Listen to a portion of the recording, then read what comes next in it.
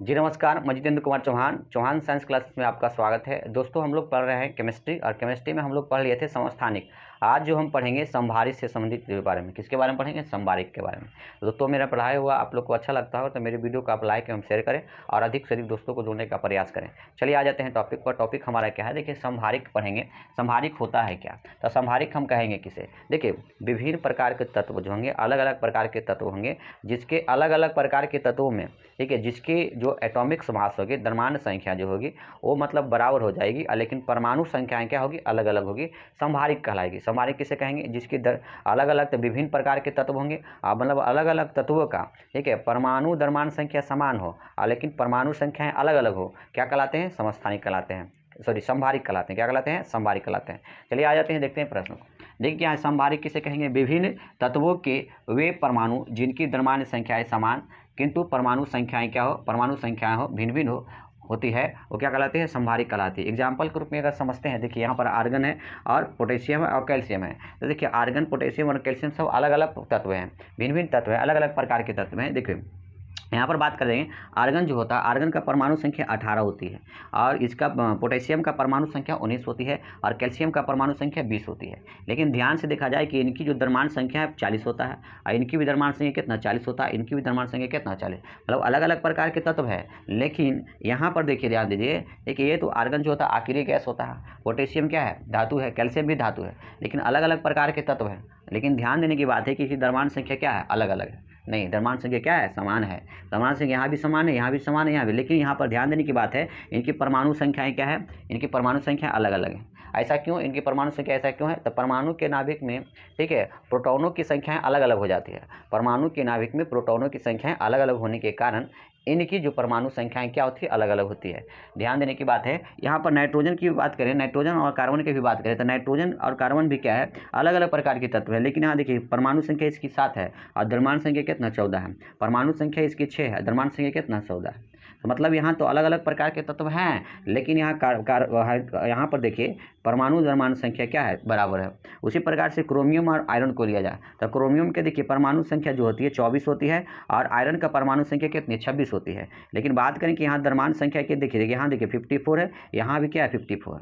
ऐसा क्यों है? इनकी परमाणु संख्या अलग अलग क्यों? क्योंकि नाभिक में प्रोटॉनों की संख्या क्या है? अलग अलग होती है। अब ध्यान देने की बात है, अगर बात कर लें कि यहाँ पर आर्गन का, ठीक है, आर्गन में, ठीक है, आर्गन में कितना इलेक्ट्रॉन है, कितना प्रोटॉन है, कितना न्यूट्रॉन है? तो आर्गन 18 यहाँ हो गया और यहाँ पर 40 हो गया। तो इसमें प्रोटॉन कितना होगा, इलेक्ट्रॉन कितना होगा? तो अगर निकालना आसान है तो आप लोग को हम पढ़ाए थे ए बराबर होता है प्रोटॉन प्लस न्यूट्रॉन। क्यों भाई? तो आप लोग को बताए होंगे ए मेरा द्रव्यमान संख्या होता है।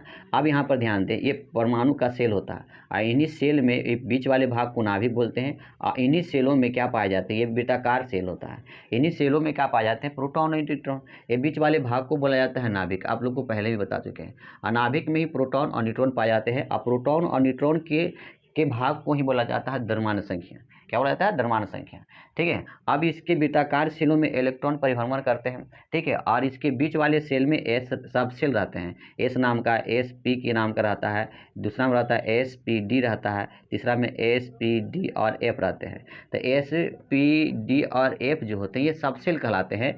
एस वाले जो सब सेल होते हैं उसमें 2 इलेक्ट्रॉन रहता है, पी वाले सब सेल में 6 इलेक्ट्रॉन रहते हैं, डी वाले में कितना रहता है? 10 इलेक्ट्रॉन रहता है, व्यवस्थित रहता है, और एफ वाले में कितना रहता है? 14 रहता है। ठीक है, इस प्रकार से व्यवस्थित रहते हैं। अगर हम बात किया जाए एस पी डी एफ क्या है, तो उपकक्षाएं होती है। ठीक है, परमाणु के अंदर इलेक्ट्रॉनों की संख्या को जो प्रदर्शित करता है उपकक्षाएं कहलाती है। और नाभिक के चारों ओर वृत्ताकार जो पथ होते हैं उसे क्या बोलते हैं? कक्षाएं कहते हैं। क्या नाभिक नाम जो दिया गया था, रदरफोर्ड द्वारा गया था, आप लोग को पता होगा। अगर हम यहाँ बात कर लें कि ये आर्गन जो है, आर्गन 18 है और ये हमारे पास परमाणु द्रव्यमान संख्या है हमारे पास 40 है। तो अगर बात करें यहाँ पर प्रोटॉन की संख्या कितनी है, तो देखिए प्रोटॉन की संख्या की अगर बात किया जाए, ठीक है, प्रोटॉन की संख्या की बात किया जाए तो परमाणु संख्या को ही बोला जाता है प्रोटॉन की संख्या। तो हमारे पास कितना हो जाएगा? 18। अगर बात किया जाए न्यूट्रॉन की संख्या, तो न्यूट्रॉन की संख्या हमको पता नहीं है तो क्या करेंगे, निकालेंगे। तो ए बराबर जो होता है जेड प्लस एन होता है। और न्यूट्रॉन की संख्या निकालने के लिए ए माइनस क्या करेंगे, जेड करेंगे। तो हमारे पास अगर ए जो है, हमारे पास ए हमारे पास 40 है और जेड हमारे पास कितना है, तो जेड हमारे पास कितना 18 है। तो जेड को लिखते हैं परमाणु संख्या, परमाणु प्रोटॉन की संख्या क्यों बोला जाता है, परमाणु संख्या। तो हमारे पास कितना हो जाएगा 18। जब इसको घटाया जाएगा तो हमारे पास आएगा 22। ये 22 जो आ जाएंगे हमारा न्यूट्रॉन की संख्या। तो यहाँ न्यूट्रॉन हमारे पास कितना है, 22 है। अगर बात क्या कर लिया जाए इलेक्ट्रॉन की संख्या, यहाँ पर कितना है इलेक्ट्रॉन की संख्या कितना है, तो यहाँ पर बात करेंगे कि यहाँ इलेक्ट्रॉन की जो संख्याएं होती है, प्रोटॉन की संख्या बराबर क्या होती है, इलेक्ट्रॉन की संख्या। तो हमारा पर जो प्रोटॉन की संख्या 18 वही हमारा क्या हो जाएगा, इलेक्ट्रॉन की संख्या। तो ये आपको याद रखना होगा। देखिए आर्गन में कितना 18 है परमाणु संख्या, ठीक है, और द्रव्यमान संख्या 40 है, लेकिन प्रोटॉन की संख्या 18, न्यूट्रॉन की संख्या 22, इलेक्ट्रॉन की संख्या कितना होती है, 18 होती है। अगर इसी प्रकार से आगे हम अगर बात कर लें, ठीक है, इसी प्रकार से हम आगे बात करें, ध्यान देने योग्य बात है।